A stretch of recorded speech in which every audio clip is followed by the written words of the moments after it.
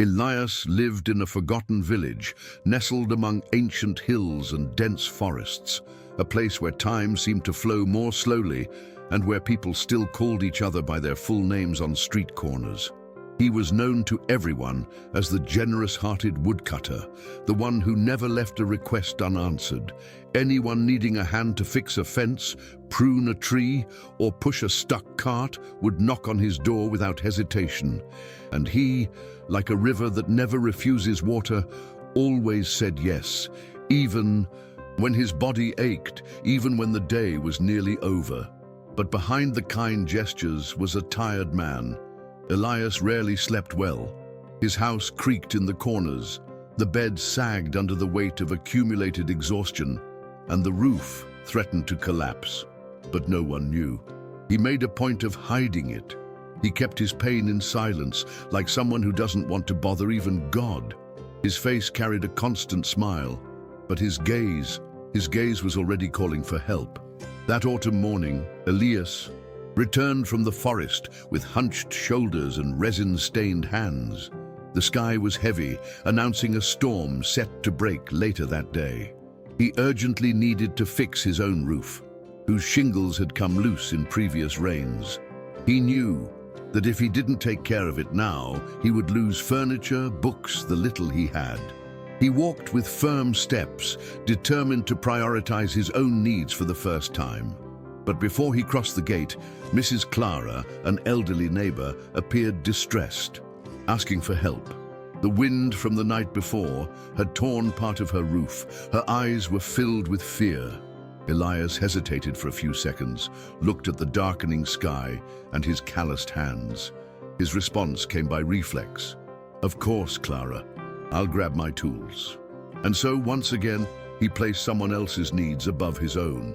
He spent the entire day on her roof, hammering and sealing gaps. At the end of the afternoon, exhausted, he returned home with the first thunder rumbling in the distance. During the night, the storm came like a furious lament, and Elias's roof couldn't hold. The rain poured in. The living room floor turned into puddles, and he, lying in a dry corner with a blanket over his shoulders, just closed his eyes and whispered to himself, "I tried." The next morning, the smell of wet wood still lingered in the air. Elias was sweeping water off the floor when he heard knocks at the door. It was Arthur, a longtime friend, smiling and with a request in hand. He needed help, moving heavy furniture that had arrived from a neighboring village. Elias thought about saying no. His back hurt, his hands were swollen, his eyes stung from lack of sleep. But habit, that addiction to pleasing, was stronger. "Sure, let's go," he replied, feeling a pang in his chest. They spent the next few hours pushing, lifting, and enduring awkward silences. Elias smiled on the outside, but inside everything was screaming. Each piece of furniture seemed to weigh twice as much, not just physically but symbolically. It was as if each item carried years of expectations others had placed on him. When it was over, he could barely stand. He returned home leaning against the walls, his soul in shreds. He felt like a candle burning to light others, even though it was nearly melted away. That same afternoon, as if the universe had finally decided to intervene, Elias slipped while chopping wood near the slope and fell on his right leg. The sharp sound of the bone breaking echoed through the trees, followed by a stifled cry.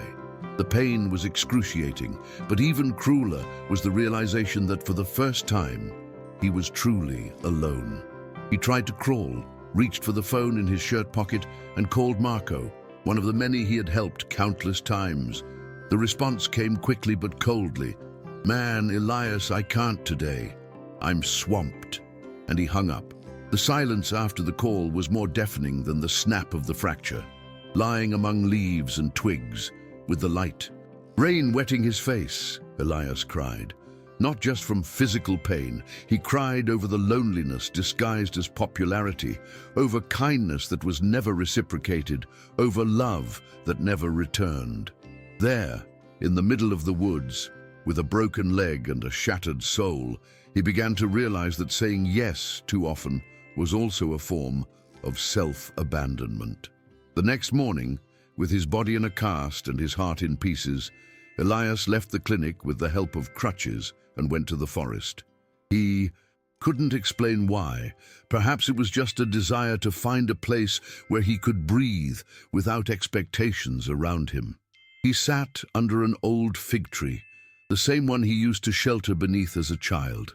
The wind danced through the branches, and the scent of damp earth brought back memories he didn't even know he still had. That's when a man approached.